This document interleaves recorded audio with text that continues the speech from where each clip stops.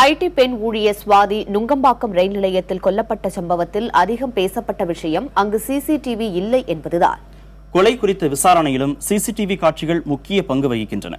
இதையடுத்து பாதுகாப்பு கருதி தங்கள் சொந்த பயன்பாட்டிற்காக சிசிடிவி வாங்குவது அதிகரித்து வருகிறது. சென்னையில் உள்ள பிரசித்தி பெற்ற ரிச்சி தெருவில் கிடைக்காத பொருட்களே இல்லை.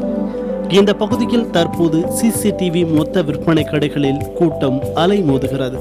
ஒரு வீட்டுக்கு 10,000 ரூபாயில் தொடங்கி 30,000 ரூபாய் வரை செலவில் 2 முதல் 4 கண்காணிப்பு கேமராக்கள் பொருத்த முடியும் என்கின்றனர் விற்பனையாளர்கள். இந்த கேமராக்களில் பதிவாகும் காட்சிகள் குறைந்தபட்சம் 15 நாட்கள் முதல் 1 மாதம் வரை சேமிப்பில் இருக்கும் என்கின்றனர் விற்பனையாளர்கள். ஒரு வீட்டில் பார்த்தீங்கன்னா மினிமம் 2 கேமரா 4 கேமரா அந்த மாதிரி நம்ம கேமரா போடலாம். அது உங்களுக்கு 10,000 பட்ஜெட் ஸ்டார்ட் ஆகும். உங்களுக்கு நிறைய நாள் ரெக்கார்டிங் அந்த மாதிரி வேணும்னா அந்த மெமரி நம்ம இன்க்ரீஸ் பண்ணணும். எத்தனை ஜிபி நமக்கு வேணும், அந்த 1 மாதம் ரெக்கார்டிங் வேணும், 10 நாள் ரெக்கார்டிங் வேணும், அந்த மாதிரி நீங்கள் உங்களுக்கு தகுந்த மாதிரி எவ்வளோ நாள் உங்களுக்கு ரெக்கார்டிங் தேவை, உங்களுக்கு சேஃப்டிக்காக நீங்கள் அதில் மெமரி கார்டு போட்டு யூஸ் பண்ணிக்கலாம். ஹார்ட் டிஸ்க் சொல்லுவாங்க, அதை மெமரி கார்டு போட்டு ஐபி கேமராவை நீங்கள் யூஸ் பண்ணிக்கலாம். காலிங் பெல் கேமராவில் தொடங்கி தெருக்களில் பொருத்துவது வரை பல வகையான கேமராக்கள் இருப்பதாகவும் அவர்கள் தெரிவிக்கிறார்கள். நம்ம இப்போ என் கடையில் நான் 5 கேமரா போட்டிருக்கோம் சார். அந்த 5 கேமரா நான் வெளியூர் வெளிநாட்டு எங்கே வேணாலும் போயிட்டு நான் பார்த்துக்கலாம். ப்ளஸ் ஒரு கேமரா வேணும்னு கூட பார்த்துக்கலாம். பழைய ரெக்கார்டிங் ஆகிருக்கிறது கூட நம்ம மொபைலில் இப்போ பார்த்துக்கலாம். இப்போ அந்த மாதிரி டெக்னாலஜியில் வந்திருக்கு. அதை தவிர உங்களுக்கு மெமரி கார்டு போட்டு இதிலே நீங்கள் ரெக்கார்டிங் டவுன்லோட் பண்ணிக்கலாம்.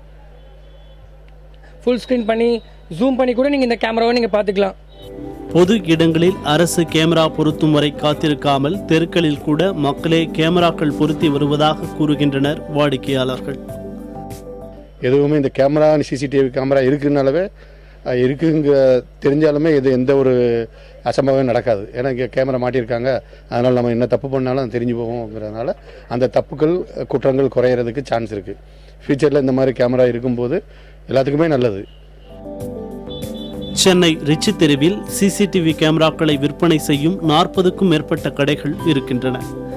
சுவாதி படுகொலைக்கு பிறகு இந்த கடைகளில் சிசிடிவி கேமராக்கள் விற்பனை 5 முதல் 10% வரை அதிகரித்துள்ளதாக வியாபாரிகள் தெரிவிக்கிறார்கள்.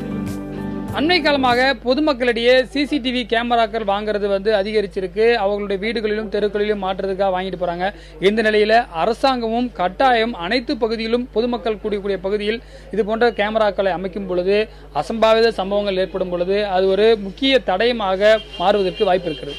புதிய தலைமுறைக்காக ஒளிப்பதிவாளர் கணபதியுடன் ரமேஷ்.